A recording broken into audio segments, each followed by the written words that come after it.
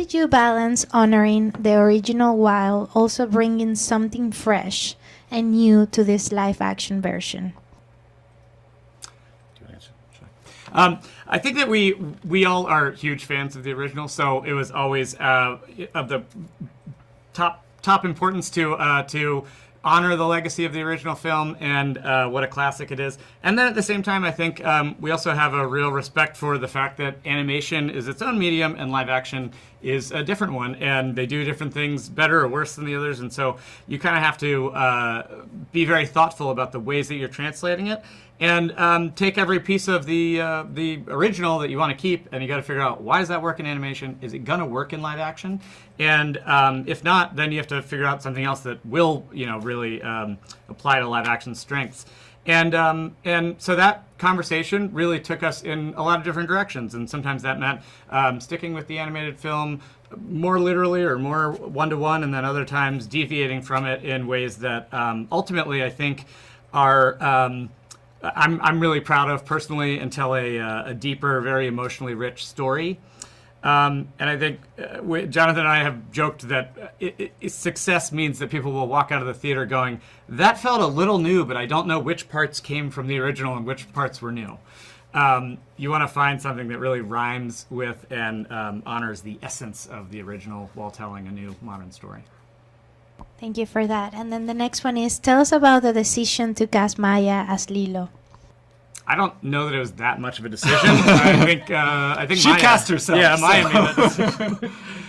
The second she sent in her audition, I think we saw that she was very talented. But then we met her in person, and it was clear that she just kind of lit up the room with a real level of self-possession and precociousness that felt very in line with who Lilo is and why she's such an iconic character.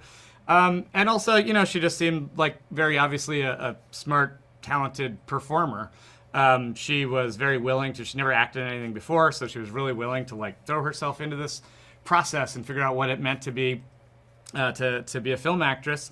And I think it was also clear to us that as opposed to some of the other people we were seeing, Maia was the one who was clearly dragging her parents to the auditions and not the other way around. I love that. The next question is, how exciting was to have Chris Sander back, and what does he bring to the role?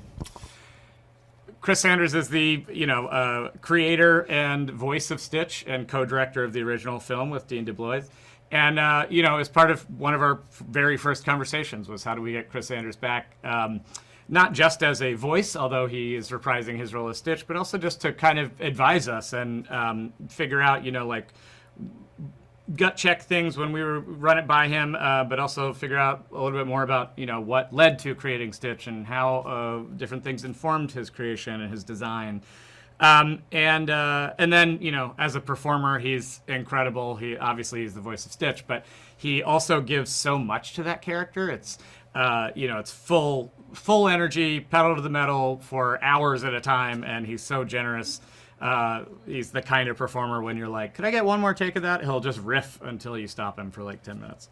And also, it's not as if there's a million scripted lines for Stitch. A lot of it is noises, reactions, this or that, and he'll give you such a range, and he understands the character so well that there's actually things that we sort of discovered in ADR that then go back into and inform and change even the VFX, because he is Stitch. So it was such an honor to work with him on this one.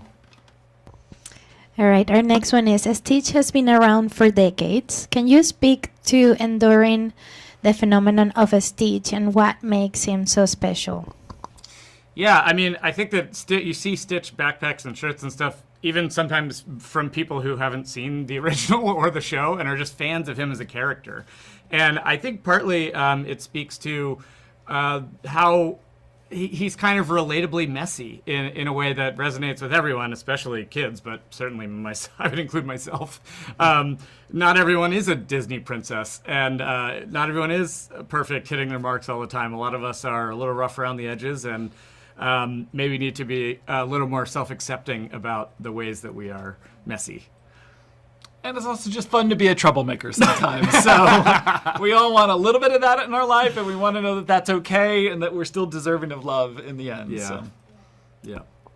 All right, our last one is we have a couple of returning members, Amy and Tia. Can you talk about working with them and what they bring to their new roles? Sure. And they're not the only ones, I would say. I mean, we'll talk about them. Tia and Amy are incredible in their new roles. I really love Amy's character. She was not a character who was in the original movie, and I just love her portrayal of this neighbor character who's kind of like, tough love and has such a funny dynamic with her grandson David. And then Tia, of course, was the first person that we called when we realized there was this social worker character. My mom was the social worker growing up, so this was a role that was really near and dear to me. And she just knocked it out of the park. And some of those scenes are some of my favorite in the movie now because there is sort of this, I don't know, like ephemeral, maybe meta reading of the scene in which you could see that this is potentially grown-up Nani sort of advising young Nani on how to be and telling her to kind of get her life together. No, I'm gonna give you to the count of 3, Stitch. 1.